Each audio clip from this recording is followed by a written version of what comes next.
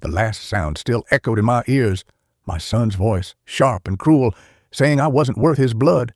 I closed my eyes, hoping it was only the medication twisting my thoughts. But the monitor beside my bed beeped steady and real. The tape recorder the nurse had hidden felt heavy in my palm, its plastic warm with my sweat. Daniel's shadow still lingered in the doorway, arms crossed, eyes cold. The nurse whispered she had part of the file, but not all. And by Friday, 9 a.m., it had to be complete. I wanted to believe she was mistaken, that maybe she had the wrong deadline. But her hand trembled when she handed me the device. It smelled faintly of disinfectant, as if scrubbed clean too late. "They won't count it otherwise," she said. I pressed the recorder close to my chest, hearing my own heart racing against it. Shame flushed through me like fever. My own son had humiliated me, and strangers now held the proof. The deadline was a blade over my head, ticking closer with every beep. Daniel leaned against the frame, his smirk carved into his face. "Sign it, Dad. Quit pretending you have a choice." His voice dripped with that calm threat only a child can give when he knows his father is weak. My tongue felt heavy, my throat dry, but I said nothing. The bedsheet scratched against my skin as I gripped it hard enough to tear. How could a man who once held my hand at school now corner me like prey?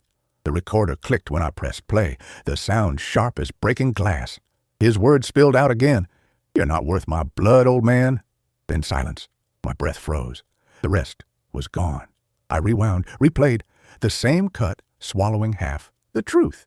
Why would only part survive? Was someone inside the hospital erasing it? Or was Daniel himself pulling strings I couldn't see? The nurse wouldn't meet my eyes. She only said, "Bring this to the board by Friday or it won't matter." Her voice was low, as if walls had ears. The room smelled faintly of bleach, but beneath it, something sour, like stale coffee.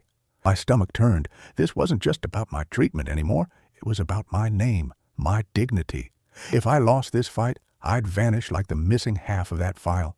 I remembered nights spent awake, working 2 jobs, my back aching, just to pay Daniel's college tuition. The factory floor still lived in my lungs, that metallic dust I swallowed for years so he could sit in libraries with clean hands. How easily he forgot the man who bent his spine for him. How quickly he wanted my signature on papers I hadn't seen. "Dad," he said again, softer now, more dangerous. "Don't drag this out. They're waiting on you." His hand tapped the doorframe, a steady rhythm, like a judge's gavel. Every knock of his fingers was a countdown. I wanted to ask who they were, but I knew if I opened that door, he'd flood the room with lies I wasn't ready to drown in. I turned my head toward the window. The city lights blurred in the distance, red against the night sky. How many fathers had heard words like his? How many old men sat in beds like mine, wondering if love had an expiration date? I felt fear grip my chest, but beneath it, a small ember of anger. Perhaps I was still more than what he saw. The nurse's shoes squeaked in the hall, fading away, leaving me with Daniel's shadow and the ticking monitor. I tried to breathe steady, but each inhale tasted of betrayal. "By Friday at 9, she'd said. Less than 3 days. My body weak, my mind clouded, and yet the weight of proof lay in my hand. Proof that was broken, incomplete. I closed my fingers around the recorder, its edges digging into my palm. I would not hand it to him. Not yet. But if I waited too long, the board would dismiss me, and my treatment would vanish with their stamp. The cost was more than health. It was the roof, the last piece of security tied to his name. How could I risk that and still keep my pride intact? Daniel stepped closer, his breath thick with the smell of whiskey. "It's simple," he said. "Sign, and we both sleep better." My lips trembled, but I didn't answer. If I agreed, I'd surrender everything. If I refused, I might lose the little left. My silence was my only shield. But silence wouldn't protect me for long. That night, sleep wouldn't come. The recorder sat under my pillow, the hard plastic digging against my temple. Every time I closed my eyes, I saw Daniel smirk. Every time I shifted, I heard the missing click of silence where words should have been. My mind spun with questions. Who had cut the file? Why leave half and not erase it all? The IV drip hummed beside me, steady as a clock, counting the hours I didn't have. I thought of Anna, my granddaughter, her soft voice last Christmas when she hugged me tight. "Grandpa, you smell like pine." She was the only one who hadn't turned cold. Would she believe me now, if the truth came out? Or would Daniel poison her too, as he had poisoned every memory we once shared? The pain in my chest grew sharper. I pressed the call button, But no nurse came. The hallway was too quiet. My eyes fixed on the door, expecting Daniel's silhouette again. Instead, only silence and the faint buzz of lights above. I began to wonder if I was already invisible, if they were letting me fade so the problem solved itself. I thought of the papers Daniel wanted me to sign. Deeds, accounts, promises he wouldn't name. My hand shook at the thought of holding a pen. I had signed his permission slips, his job applications, his wedding toast. Each signature a gift. Now he wanted the final one, the one that erased me. At dawn, light crept across the room, pale and cold. The recorder slipped from my pillow to the floor with a dull thud. I bent slowly, picking it up, its surface cool, dust clinging to its side. My reflection warped in the plastic. Was this all I was now? A bent old man clutching scraps of proof no one wanted to hear? I thought of calling the administrator myself, but fear sealed my mouth. If Daniel found out, he'd strip me of everything before the meeting even began. The cost of defiance was more than I could pay in this bed. Yet the cost of silence grew heavier with each tick of the monitor. That afternoon, Daniel sent a message through the nurse. Time's running out. That was all. No name, no kindness, just the blunt threat of a son sharpening the knife. My breath caught when I read it, my hand crumpling the paper until the ink smeared. The smell of iodine clung to the message, as if the paper itself had been sterilized. But his words were poison enough. What kind of man cleans a wound while cutting deeper? I tucked the note under the mattress, though I knew hiding wouldn't save me. I pressed the recorder once more, praying for words beyond the cut silence. The machine whirred, sputtered, then stopped. The missing half laughed at me through its absence. I felt tears burn my eyes. Was I chasing shadows, or was someone guarding the truth? I remembered when Daniel was 10, bringing me a handmade card on Father's Day. To the best dad, it had said in crooked letters. I still had it in a drawer at home. How did the boy with shaking hands turn into the man who smirked at my pain? Did I fail him? Or did greed rot him from the inside? The evening nurse brought my medication. She didn't look at me when she adjusted the IV. Her silence cut deeper than words. Did she know more than she dared to say? Or was I alone in this storm, clutching fragments of proof like driftwood? The sky outside darkened again. Another day burned. My chest ached with the weight of decisions I hadn't made. The board loomed closer. The recorder lay silent. Daniel's smirk haunted the corners of the room. Fear curled around me, but something inside refused to die. If the file was broken, maybe the truth wasn't gone. Maybe it was hidden. Somewhere. Somehow. But where? The lights flickered once, twice. I stared at the ceiling. Then came the sound. 3 hard knocks at the door. The 3 knocks echoed like gunshots in the hallway. I froze, my hand gripping the edge of the bed. The door creaked open, and the nurse from yesterday stepped inside. Her eyes darted around the room as if checking for hidden ears. She carried a small plastic bag pressed close to her chest. My breath caught when I saw what was inside. A recorder identical to mine, but wrapped in layers of tape. She shut the door with her hip and whispered, "This is the backup, but it's not complete." Her voice shook, and her fingers trembled as she peeled the tape off. The faint smell of iodine and rubber gloves clung to the bag, burning my nose. My heart raced faster than the monitor could count. Was this salvation, or another half-truth that would crush me? She placed the device in my palm. Cold plastic, heavier than the first, as if it carried more secrets. I pressed play. Static hissed, then Daniel's voice cut through. "He's not worth my blood." My throat tightened, then silence. The same brutal cut. I slammed my thumb against rewind, but it only repeated the same wound. "Why is it missing?" I whispered, though I already knew. Someone wanted me half-armed, half-silenced. Someone close enough to touch the machines, close enough to twist evidence like clay. My mind leapt to Daniel's smirk. His money, his reach. Could he bribe even the halls that smelled of disinfectant and mercy? The nurse wouldn't meet my eyes. "You must present this by Friday at 9. It won't hold if you delay." Her words struck me harder than his insults. Friday, 2 days away. Each hour slipping like sand, while my strength bled out through tubes and drips. I thought of refusing, of tossing the recorder across the room and letting it shatter against the tiles. But if I did, I'd be left with nothing but memory. And memory bends under pressure. No, I had to cling to this broken thing, even if it cut my hands. Daniel appeared that afternoon. No knock, No hesitation, he pushed the door open, filling the room with his presence. His jacket smelled of cologne, sharp and artificial, choking the air. He looked at the recorder on my lap and smirked. Still clinging to ghosts, Dad? I wanted to throw it at him, to see it bounce off his smug face. But I tightened my grip instead, the edges digging into my skin. He stepped closer, lowering his voice. Friday won't come for you. Don't fool yourself. My chest tightened, fear gripping my ribs like iron. Get out, I managed to whisper. My voice cracked, but the words stood. He chuckled, turned, and left the door swinging behind him.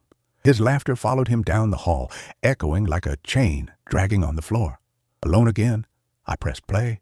Static. Then a cough. Faint. Female. My heart leapt. That wasn't Daniel. That was someone else. The nurse? My daughter? The sound vanished too quickly, but it was enough to stir hope. Proof wasn't gone. It was hiding, buried between the cracks. I pressed my ear close, straining to hear more. Nothing.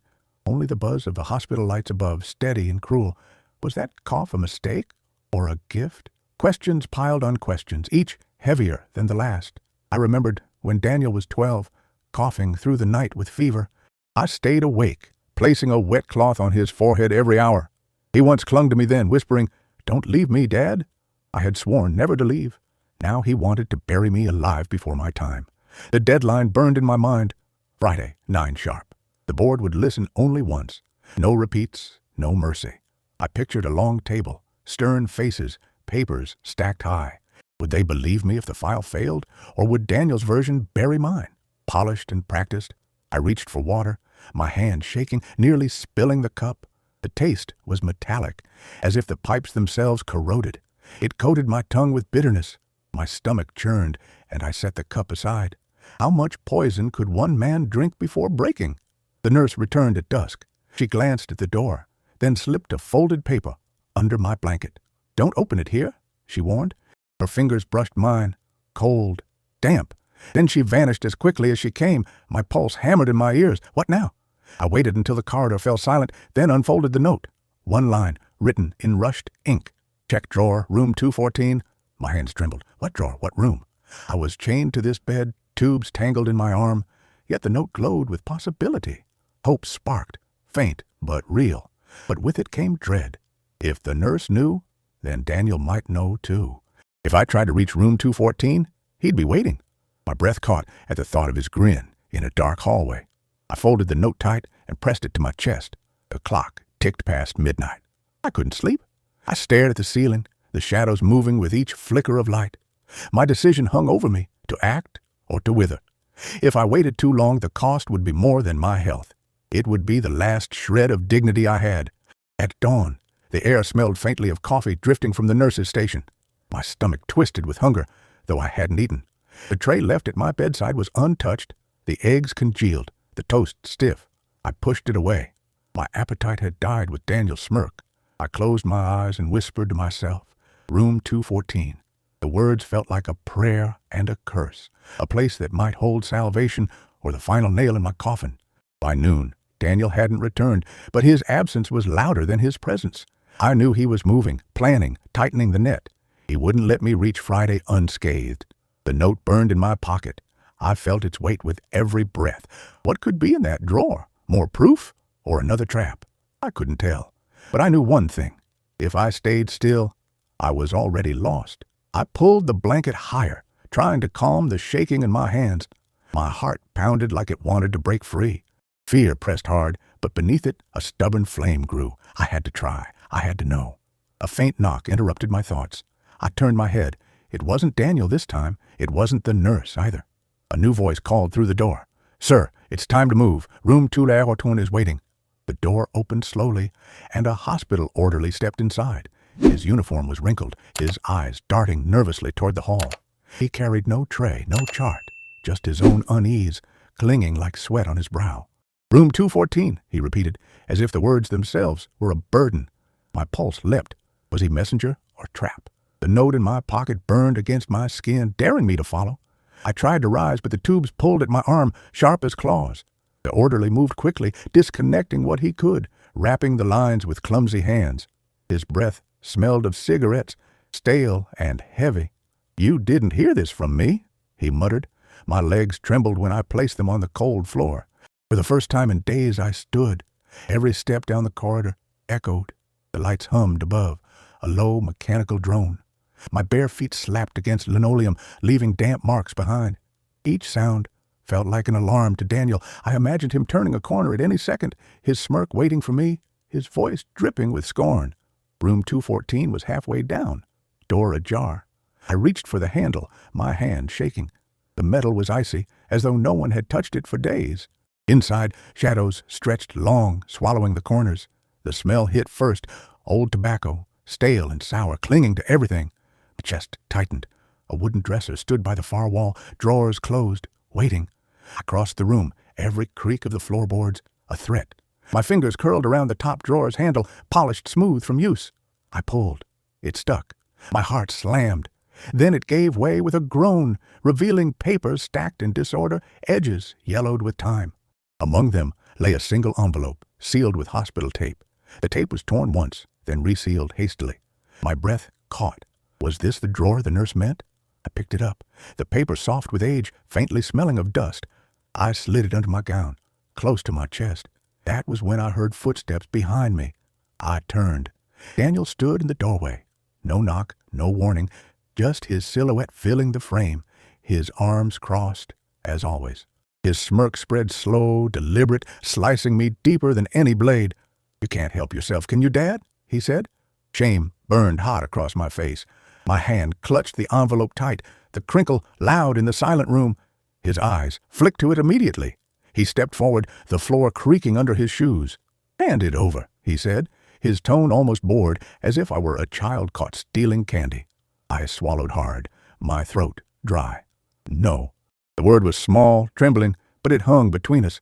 Daniel tilted his head, amused. He leaned close, the scent of alcohol on his breath, sharp and cruel. "You won't last until Friday. Why make it harder?" His smirk widened. My knees shook, but I stood my ground. I could feel the sweat running down my back, cold as ice. My hand tightened on the envelope, the edges cutting my palm. His eyes lingered there, hungry, calculating. I remembered when that same face once smiled proudly at his graduation, cap crooked, teeth bright. That smile had been for me. Now it was a weapon, sharpened against me. What poison had turned pride to contempt? What rot had spread inside him? Daniel reached forward, fingers brushing the envelope. I jerked back, clutching it to my chest. "It's mine," I said, my voice cracking. He laughed softly, shaking his head. "You think paper will save you? They'll never believe an old man." His words sliced deeper than the laugh. The lights flickered overhead. For a second, his face twisted in shadow, eyes darker than I'd ever seen. The envelope crinkled under my grip, fragile, fragile as my hope. He stepped closer still, his breath hot against my ear. "Sign the deed, Dad, or this all ends ugly." I felt fear pulse like blood, but beneath it, anger stirred. How dare he corner me with my own weakness? I had built his world with my hands, and now he spat on them. My silence was the only blade I had left, so I kept it sharp. The envelope's edge pressed against my ribs with every breath. My chest ached, but I wouldn't release it. The cost of defiance was high. I could lose the house, the treatment, even Anna's trust. Yet the cost of surrender was worse. I would lose myself. Daniel sighed, pretending patience, but his jaw clenched hard. He straightened his jacket, smoothed the lapel with deliberate calm. That gesture told me more than his words. He wasn't done.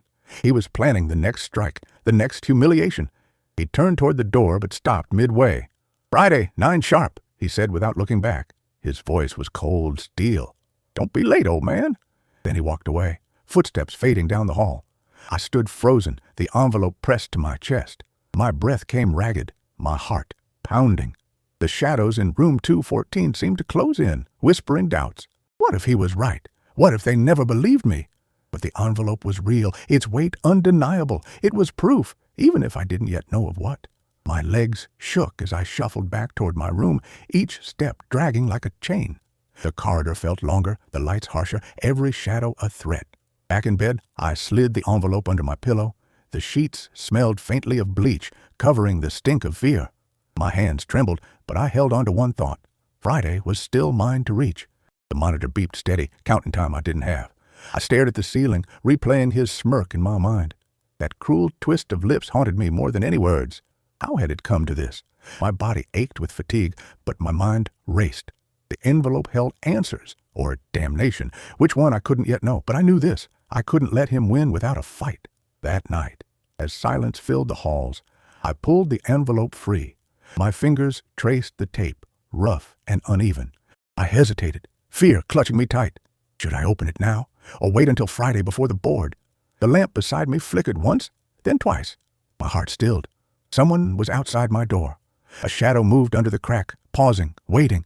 Then came the sound, a single cough, low, deliberate, waiting for me to answer. The cough at the door froze me. I held my breath, waiting. The shadow lingered, unmoving, until the handle turned slowly. My chest tightened, bracing for Daniel's smirk. But instead, a familiar face slipped through, a face lined with worry, eyes red from tears. My daughter. She closed the door quickly, pressing her back against it. Her hair was disheveled, her hands trembling as they clutched a thin scarf. The faint smell of lavender clung to her clothes, but beneath it, the sour trace of alcohol wafted. His scent, his presence. She glanced toward the window, then hurried to my bedside. "Dad," she whispered, voice cracking, "it was him who—" The word stopped as the door banged open. Daniel barged in, shoulders broad, eyes burning. The sharp tang of whiskey filled the air before he even spoke. He glanced at her, then at me, suspicion sharpening his smirk. "Family reunion?" he asked, his voice soaked in mockery. My daughter flinched, her hand slipping from mine. She bit her lip, eyes darting toward the floor. Daniel's gaze pinned her like a hawk pinning prey. He stepped closer, shoes clicking sharp against the tile. "What were you saying, sis?" His grin widened, teeth flashing. She said nothing, her silence heavy as stone. My chest ached at the sight. I remembered when she was little, hiding behind me whenever Daniel teased her. Now, she was a woman, still shrinking under his stare. The past had come full circle, crueler than before. I wanted to speak, to shield her, but my throat locked. My hand pressed the envelope beneath the pillow, its edges digging into my skin. Daniel's eyes flicked to the pillow, then back to me. He knew. He always knew. He leaned against the wall, arms crossed, as if the room were his. "Friday morning," he said casually. "The board expects proof. Funny thing, though. Proof can disappear." His smirk cut deeper with every word. My daughter clenched her fists, knuckles white. She whispered, almost too soft to hear, "Don't trust him." Her eyes shone with fear, but there was something else too. Regret, guilt.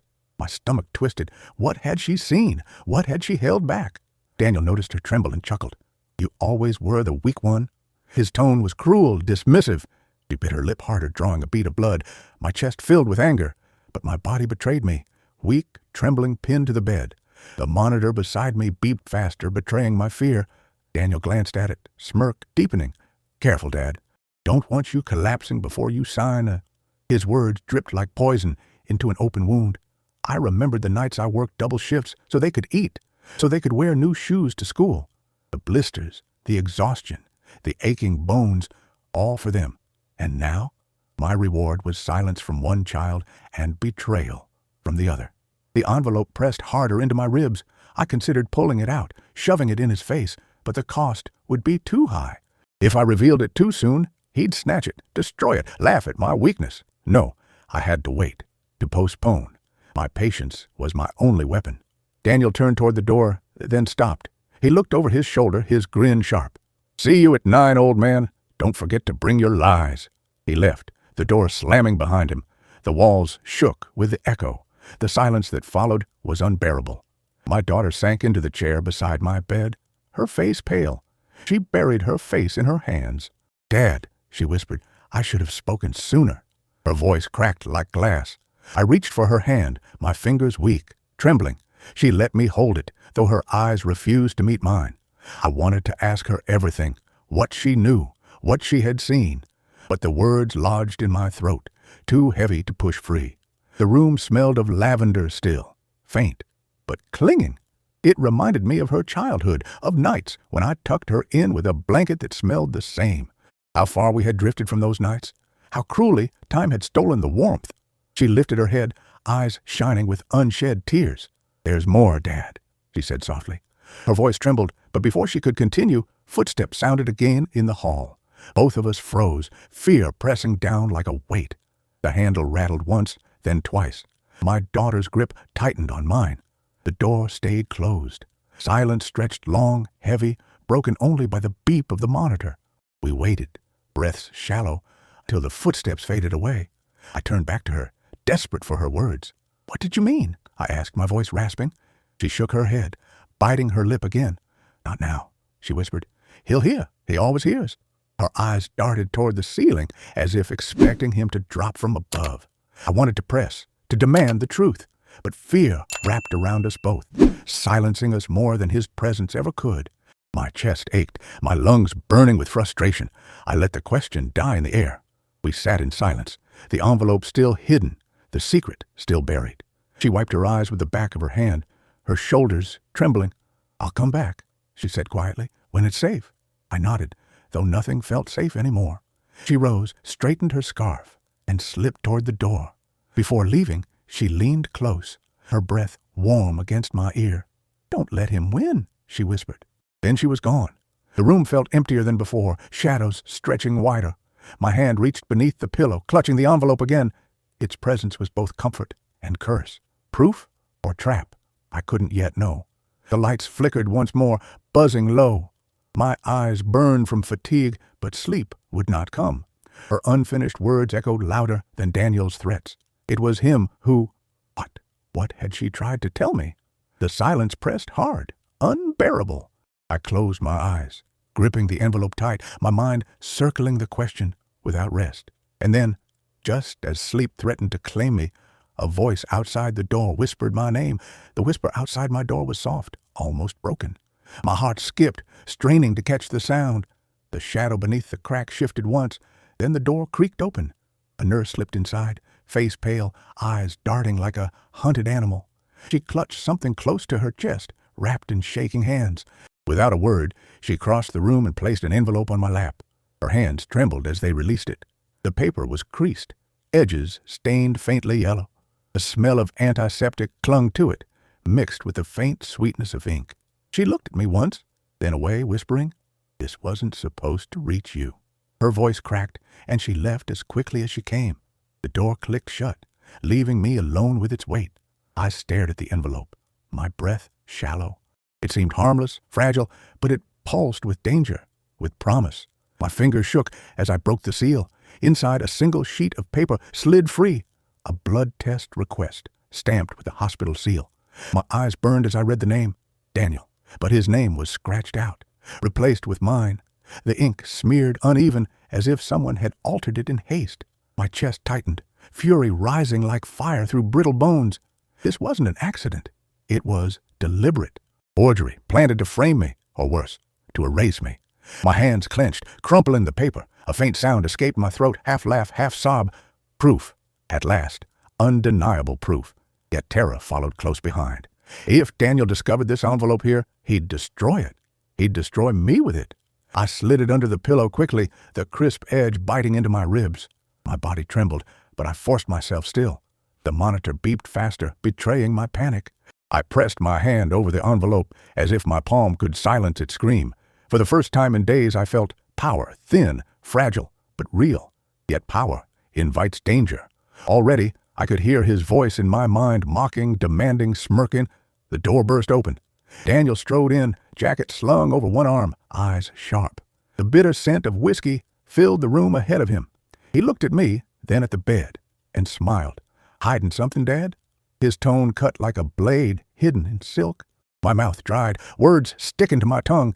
He stepped closer, the floor creaking beneath his shoes. His gaze swept the bed, the pillow, my trembling hands. I forced myself to meet his eyes, though fear burned in mine. "No," I whispered. His smirk deepened, patient, cruel. He leaned close, his breath hot on my face. "Friday, 9 sharp," he said softly. "Don't forget to bring nothing." Then he straightened, smoothing his jacket with that same practiced gesture. He left the room without another word, leaving silence heavier than stone. My lungs ached, dragging in thin air. I clutched the envelope tighter, feeling its corners pressed like thorns. Proof of forgery? Proof of betrayal. But proof too fragile to survive if I revealed it too soon. I closed my eyes, whispering a prayer to no one. Hold, just hold. Night fell. The room grew colder, shadows stretching long across the walls. I couldn't sleep. My mind spun with questions. Who Who had switched the names? Why? Was the hospital complicit, or was this Daniel's hand twisting through every corridor? The thought curdled in my stomach. I remembered years ago sitting at the kitchen table, filling out Daniel's first job forms. He had leaned over my shoulder, impatient, demanding I hurry. I signed for him, guiding his shaky hand. My signature had been a gift then. Now he wanted it again, but this time as a weapon against me. The envelope shifted under my pillow as I turned, crackling softly. Its presence was a curse, daring me to look again. I pulled it out once more, studying the smudged ink. The hospital stamp pressed faintly, but real. A forgery made official. My chest tightened with anger. How could he twist the system so easily? I thought of Anna, my granddaughter. Her laugh, soft as bells, the way she hugged me with both arms last Christmas. Would she ever know what her father was doing? Would she believe me if I showed her this? Or would he poison her against me too? The thought made my throat ache. Sleep never came. Every creak of the hallway, every shuffle of footsteps pulled me back to fear. I imagined Daniel barging in again, tearing the pillow free, stealing the envelope before I could scream. My hand never left it, gripping until my knuckles burned. At dawn, the nurse returned, pale and tired. She glanced at my face, then at the pillow.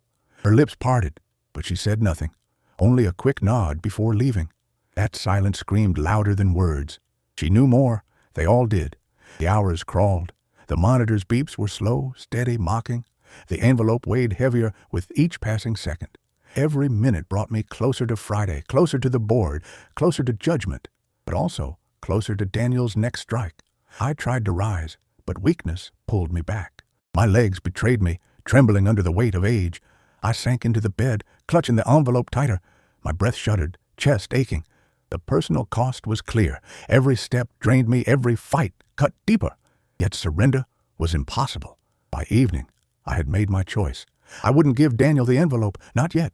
I would keep it hidden, protect it until the last moment. My silence was the only shield I had left.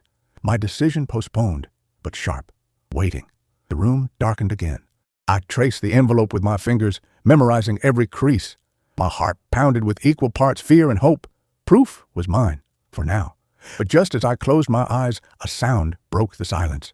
3 knocks at the window, not the door, the window. My blood froze. I turned my head, slowly. A shadow pressed against the glass, hand lifted, waiting. The outline was tall, familiar. Daniel's smirk appeared in the reflection, faint but clear. And then he raised a lighter, flame dancing against the glass. The flame outside the window burned like a threat carved in light. Daniel's face was half lit, half shadow, his smirk more sinister than ever. He tapped the glass with the lighter once, twice, like a signal I couldn't decode. My chest tightened, my hand pressing the envelope harder against me. Midnight had come, and with it, the confrontation I had tried to postpone. I froze, not daring to move. The lighter flicked off, plunging him into darkness. But the shadow didn't leave. He lingered outside, watching, waiting. Then, without warning, the door banged open. He stormed in, his jacket flaring, eyes sharp and hungry. The faint smell of rain clung to his clothes, mixed with whiskey and smoke. "Give me what she gave you," he demanded. His voice was low but cutting, the kind that left no room for misunderstanding. He stepped closer, shoes clicking against the tile. My breath caught. His eyes darted instantly toward the pillow. He knew. I sat up slowly, body trembling, but my grip tightened beneath the sheet. The envelope crinkled softly under my palm. I could feel the paper biting into my skin. He extended a hand, palm open, fingers twitching with impatience. "Don't make this harder," he hissed. Fear flooded me, but I forced myself still. My silence was my last shield. I remembered his laughter in room 214, the way he'd mocked me with certainty. This was the same face, the same hunger. He would strip me bare if I gave in now. "Daniel," I whispered, my voice rasping. "Leave." The word was weak, trembling, but it hung in the air. His jaw tightened, his smirk fading into something darker. He leaned closer, the heat of his breath burning against my cheek. "Sign the deed," he murmured. "If you don't, you lose the house. You lose everything tied to my name." His words dripped slow, deliberate, each syllable a knife twisting. My stomach knotted. The house, the only anchor left, the place Anna called home. I closed my eyes, pain lancing through me. I remembered the long nights repairing that roof with my own hands, the smell of sawdust and sweat clinging to me as Daniel ran free, never lifting a finger. That house was more than walls. It was proof I had built something, proof I had mattered. My silence enraged him. He slammed his fist against the wall, the sound sharp as a gunshot. The monitor spiked, beeping frantically. My chest heaved, air burning in my lungs. He smirked again, cruel satisfaction in his eyes.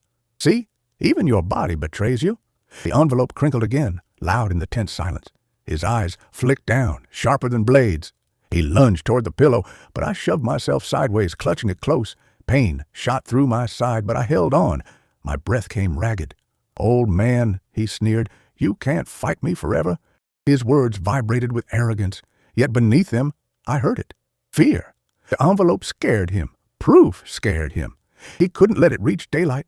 I thought of Anna again, her voice soft and hopeful, asking me at Christmas if I'd be there for her birthday. I had promised, yes. That promise rang louder than his threats now. I couldn't break it. Not for him, not for fear. The lamp flickered once, shadows twisting across his face. For a heartbeat, he looked less like my son and more like a stranger who had stolen his skin. I gripped the envelope tighter, whispering to myself, "Hold, just hold." Daniel's patience snapped. He grabbed my wrist, fingers like iron. Pain seared up my arm. I cried out but didn't release the paper. His grip tightened, his nails digging deep. "Sign," he growled, "or I swear you'll regret it." My lips trembled, but no words came. I let silence answer him. He shoved me back against the bed, frustration burning in his eyes. Then, just as quickly, he released me, stepping back. He straightened his jacket again, smoothing the crease with cold precision. "You've got until Friday," he said, his tone sharp, final. 9 a.m., boardroom 4. Don't forget the house depends on you." He smirked once more before turning away. His footsteps echoed out into the hall, fading like a drumbeat. I lay trembling, wrist throbbing where he'd gripped it. The envelope was crushed in my hand, its edges jagged now. My body shook with weakness, but my mind raced. He had revealed his fear. He had shown what mattered most. Proof terrified him. The night pressed in heavy after he left. Shadows stretched longer, darker, whispering doubts. My chest ached, every breath a battle. Yet I clung to the envelope, whispering Anna's name to myself. It kept me from drowning. Hours passed in silence. The beeps of the monitor slowed. Steady again. My eyes burned, but I couldn't sleep. Every sound in the hall felt like his return. Every flicker of light felt like a warning. I was trapped between fear and fury. I remembered fixing Daniel's bike when he was a boy, oil staining my hands, sweat dripping into my eyes. He had smiled then, proud, innocent. That memory stabbed deeper now, mocking me with what he had become.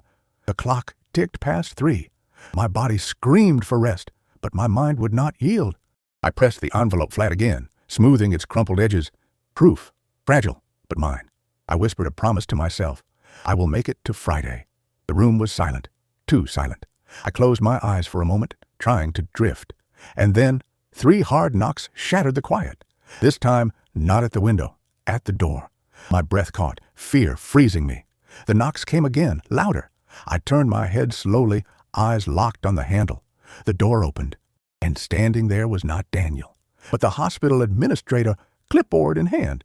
The administrator stepped in, her shoes clicking softly against the tile.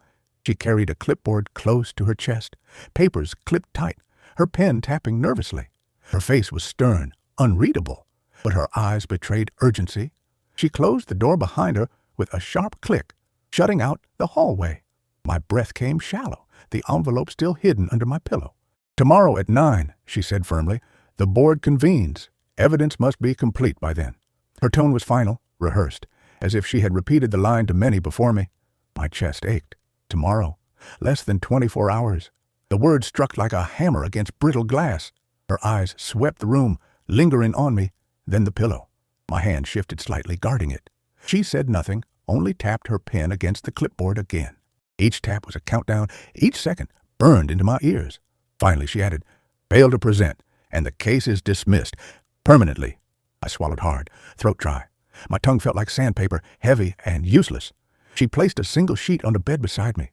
"This is your notice," she said. The paper smelled faintly of toner, still fresh, the ink dark.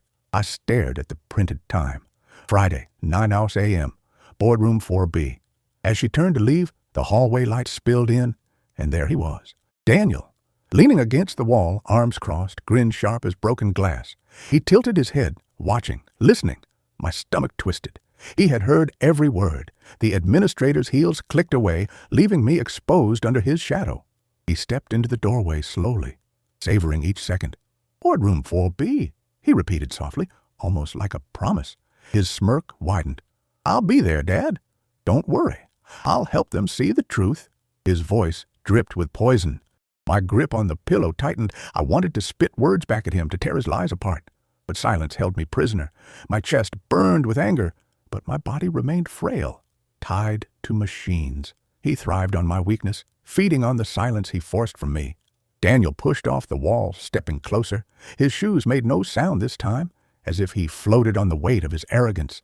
He leaned close to my ear, whispering, "If you even think of showing that envelope, it won't matter. They'll side with me. They always do." His words cut deep. The smell of whiskey lingered in his breath, coating the air. I turned my face away, resisting the urge to gag. He straightened, smoothing his jacket once again, that same ritual that mocked me with its calm precision. His grin lingered before he stepped back into the hallway. The door closed behind him, leaving me in heavy silence. The envelope pressed against my ribs like a second heartbeat, reminding me of its fragile power. Tomorrow was the deadline. Tomorrow would decide everything. My chest ached with the weight of the ticking hours. I remembered working night shifts when Daniel was a child, coming home with oil-stained hands and empty eyes. I never missed his school plays, even when my body begged for sleep. I had given everything for him, and now he gave me nothing but threats. The pain of that memory cut deeper than his smirk. The monitor beeped steady, mocking me with each tick. I tried to rest, but my mind refused. Every creak of the hallway, every flicker of light felt like his return. Sleep taunted me, but fear kept me awake. I whispered Anna's name into the darkness, holding onto her like a lifeline. The envelope crackled when I shifted, its edges sharp against my skin. I pulled it free once, staring at the smeared ink, the forged names. Proof.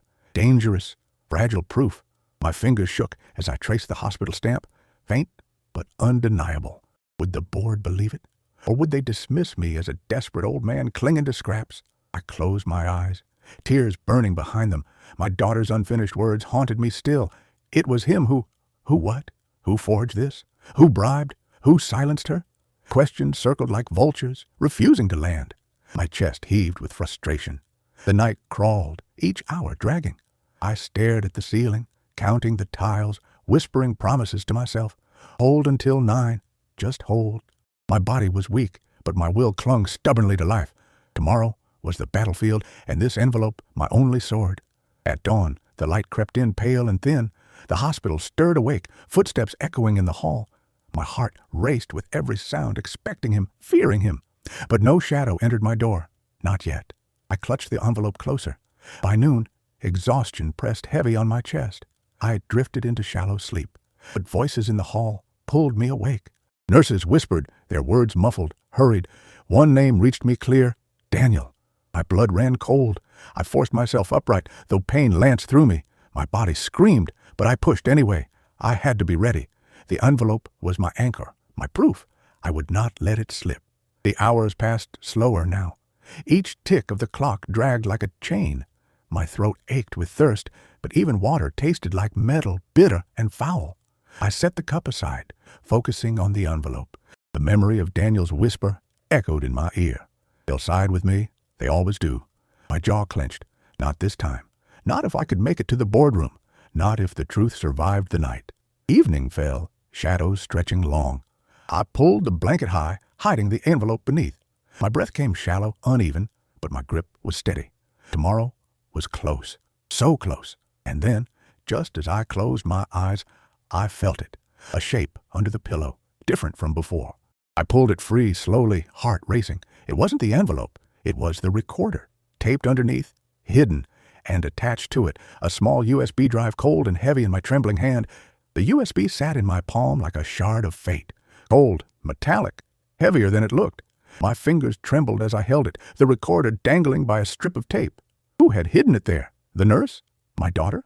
Or someone else I hadn't considered? My chest tightened, lungs refusing steady breath. This wasn't just paper-proof. It was a voice waiting to speak.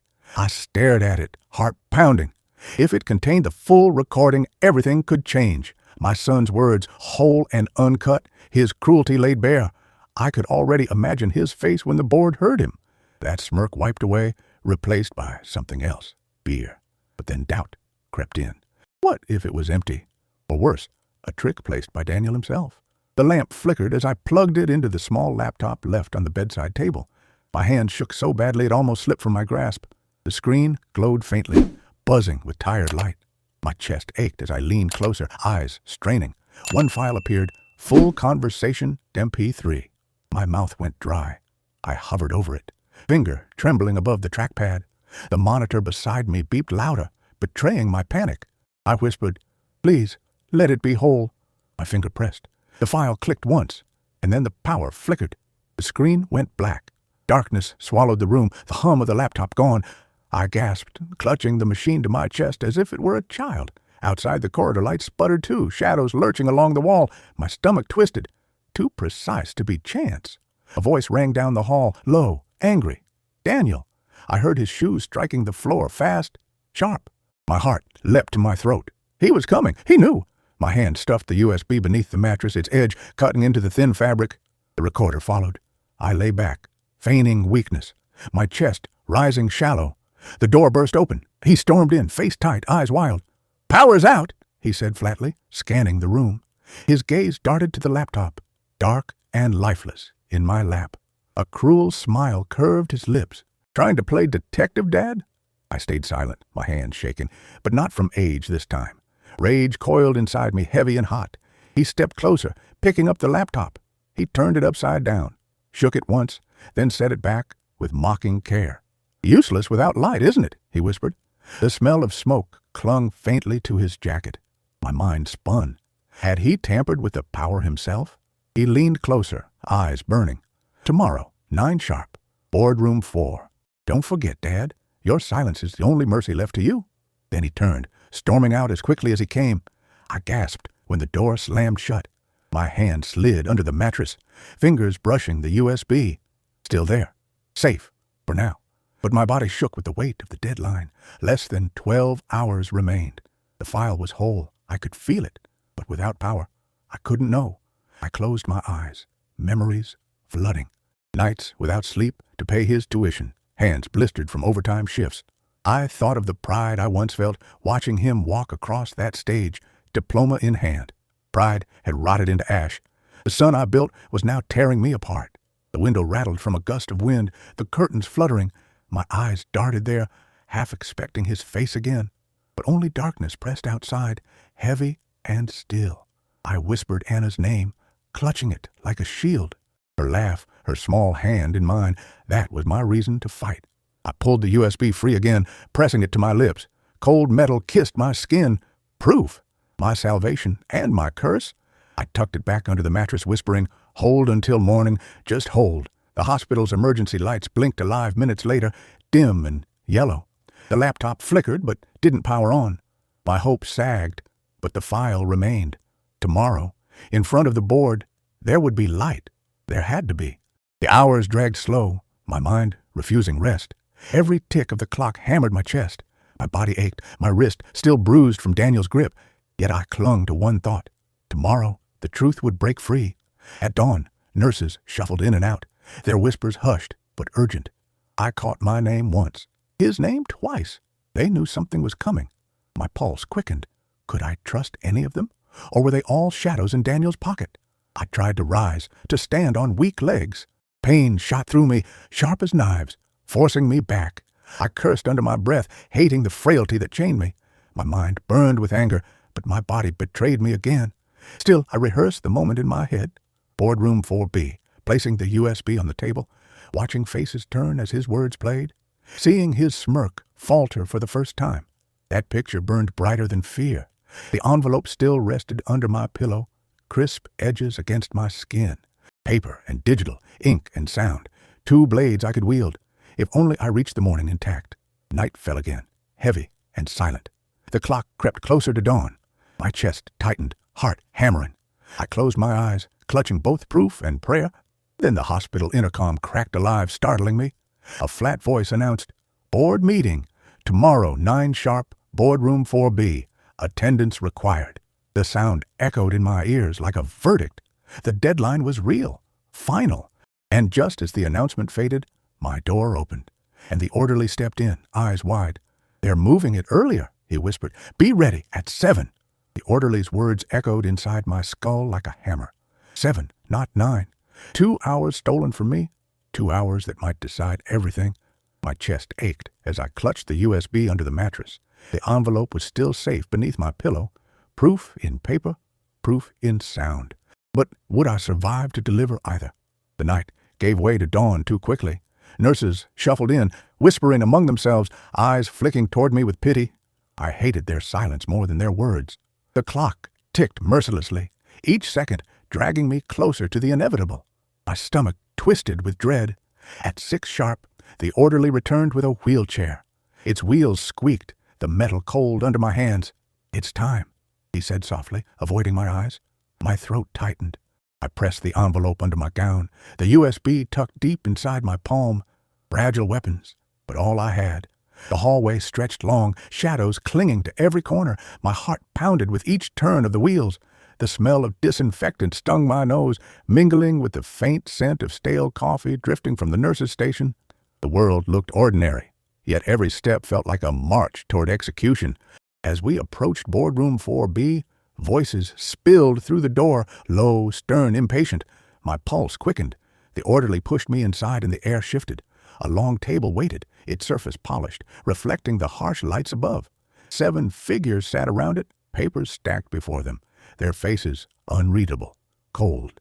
And at the far end, standing tall, was Daniel, his smirk carved deeper than ever, eyes burning with certainty.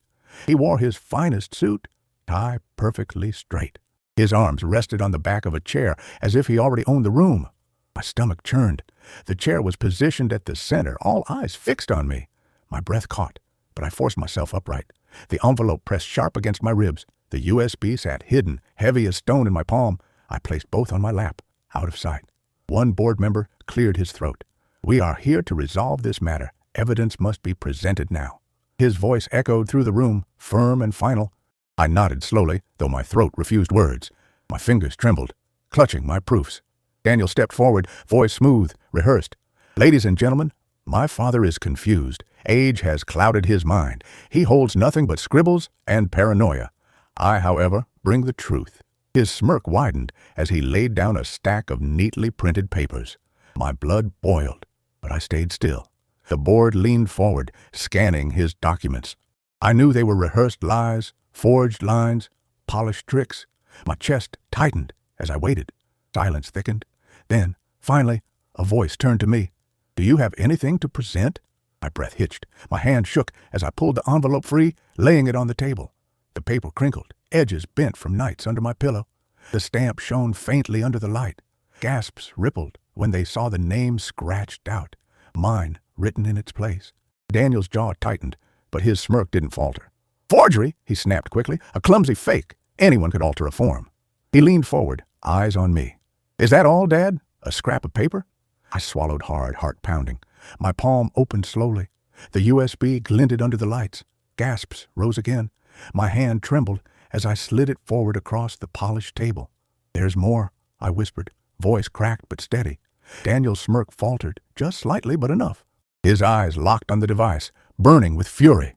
"Don't," he hissed, his voice sharp, desperate. The board members exchanged glances, curiosity sparking. One leaned forward, taking the USB carefully, slipping it into the laptop. The screen lit up. My breath caught. The file appeared, full conversation to MP3. My chest hammered. The room grew silent, every ear waiting. The file clicked. Static filled the room for a moment. Then his voice cut through, sharp and undeniable. "You're not worth my blood, old man." Gasps erupted around the table. My body shook, tears stinging my eyes. His words played again, uncut, raw, every ounce of cruelty now alive before witnesses. Daniel's face tightened, color draining. His smirk was gone. The recording continued.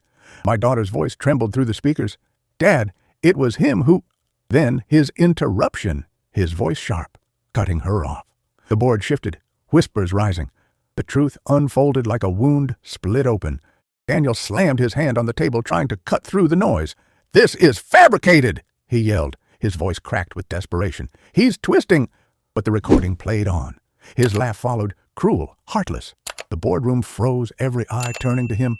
His smirk was gone, replaced by rage. His control slipped. One board member raised a hand. "Silence!" he ordered. The room fell still. He leaned forward, eyes on Daniel. "We have heard enough." My chest heaved, tears threatening. Proof had spoken for me. For once, silence was not my weakness, but my strength. I gripped the edge of the chair, trembling. The board exchanged heavy looks, and then the head of the board cleared his throat. "We will recess briefly. When we return, a decision will be made." His gavel struck the table once. The sound echoed through me like thunder. The room buzzed with whispers. Daniel stood frozen, fists clenched, eyes blazing. I sat shaken, my proofs spread across the table. My heart pounded with both fear and fragile hope. And as the board members filed out, the door closing behind them, Daniel leaned close to me. His voice was low, venomous. "This isn't over, Dad. You'll regret this before the day ends." His whisper crawled into my ear like poison. My whole body trembled, but not from weakness this time. It was rage, long buried, clawing its way out. Daniel's face hovered inches from mine, his eyes dark, his fists clenched. For the first time, I saw fear hiding under his anger. Proof had cracked his mask. The door opened again. The board returned, their faces stern, their steps heavy. Daniel straightened his jacket, forcing calm, but I saw his hand still twitching. My chest rose and fell in ragged breaths. The envelope lay on the table, the USB still plugged in. My entire life now reduced to paper and sound. The chairman cleared his throat, silence falling instantly. "We have reviewed the documents and the recording. This matter is grave." His gaze slid from me to Daniel, sharp and unyielding. "We find the father's claims credible. His treatment will continue. The son's rights to decision and access are hereby revoked." Gasps filled the room. My chest cracked open with relief, tears burning behind my eyes. For a moment, the weight of years lifted. I closed my eyes, whispering Anna's name under my breath. Her face filled my mind, soft and innocent. She would know I had fought. She would know I had not surrendered. Daniel slammed his fist against the chair. "You can't do this!" His voice broke wild, desperate. The smirk was gone, replaced by a twisted mask of rage. He turned to me, fingers stabbing the air. "You think this saves you? You think anyone cares about you?" His voice cracked again. The chairman's gavel struck, sharp as thunder. "Order!" he demanded. Daniel froze, chest heaving, but his eyes never left mine. They burned with hate, but also with something smaller, fear. I had seen that look once before when he was a boy caught lying. The same trembling eyes now buried in arrogance. I remembered nights staying awake, repairing shoes so he could walk to school with pride. I remembered pawning my watch so he could buy his first suit. Every sacrifice, every piece of myself poured into him only to be twisted into this moment. My heart ached, but anger steadied me. I leaned forward, voice rough but strong. "All I wanted was your honesty."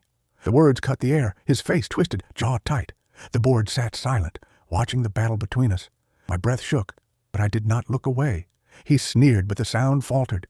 "You'll die soon, old man," he spat, but his voice wavered. The threat rang hollow, now empty. His smirk tried to return, but couldn't hold. I saw the cracks, the pieces breaking apart. The chairman rose, signaling the session's end. "This matter is concluded. Security will escort Mr. Daniel from the premises." At those words, his face blanched. He jerked back, eyes wide. For the first time, Daniel looked small. 2 guards stepped forward, hands firm on his arms. He struggled, curses spilling, his voice rising in fury. But they held tight, dragging him toward the door. His eyes locked on mine one last time, burning with betrayal. "You'll regret this!" he shouted, but his voice trembled as the door slammed shut behind him. Silence filled the boardroom. My chest rose and fell with long, ragged breaths. My hand shook, but I felt lighter than I had in years. The envelope and USB lay before me, silent but victorious. My dignity, my proof, my fight, they had survived. The chairman turned to me, his voice softer now. "You are granted full treatment, guaranteed. Rest assured, Mr. Miller, you are protected." His words were firm, final. My eyes blurred with tears. I nodded, unable to speak. As they left, the room emptied, leaving me alone with the silence. I closed my eyes, letting the weight fall off me piece by piece. My body ached, my heart pounded, but I felt alive. I had held the line. The orderly appeared again, wheeling me back toward my room. His eyes flicked to the USB, then to me, and he smiled faintly. "You did it," he whispered. For the first time, I allowed myself to smile, thin and broken, but real. Back in my bed, the smell of bleach and medicine returned, but the air felt lighter. The envelope rested under my hand, its paper soft now, harmless. The monitor beeped steady, calm, almost like a heartbeat, finally at peace. I thought of Anna. I imagined her running to me, arms tight around my neck. I imagined her hearing the truth, not Daniel's lies. My heart swelled with hope. I whispered, "I'll see you soon, sweetheart." The night passed quietly. No footsteps at the door, no shadows at the window, only silence, kind for once. I slept, real sleep, the first in weeks. My body heavy, but my soul lighter. Morning came, soft light spilling through the window. A bird sang faintly outside, a sound I hadn't heard in months. My chest rose and fell, calm. I touched the envelope once more, then set it aside. My fight was over, and yet a question lingered in my heart. How had it come to this? How does a son grow into a stranger? I would never have that answer, not fully. But I had won back something more important, my dignity, my truth. I turned to the window, watching the light. For the first time in years, I felt a strange peace. My voice, long silenced, had spoken at last. My proof had stood against his smirk. I closed my eyes, whispering softly, "What would you have done in my place?" And if you've listened to my story this far, if you felt even a spark of what I carried, leave your words for me. Tell me what you would have done, because tonight I will read them. Tonight I will not be alone.